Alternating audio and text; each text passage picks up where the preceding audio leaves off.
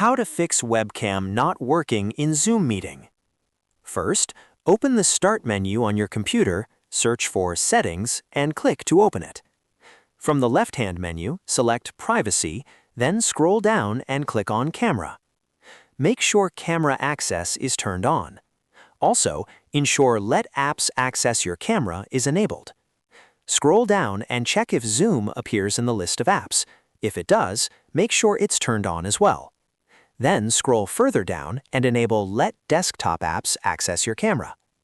Now, close the Settings window and open the Zoom application.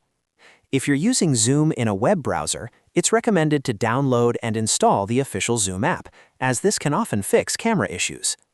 Once Zoom is open, click on your profile icon in the top right corner and go to Settings. From the left menu, select Video and Effects.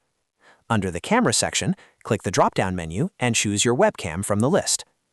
If your camera is not showing up and you're using an external webcam, try unplugging it and reconnecting it to a different USB port. Then check again in Zoom. If the issue still isn't fixed, open the Start menu, search for Device Manager, and open it. Expand the Camera section, then right-click on your webcam and select Disable Device and confirm.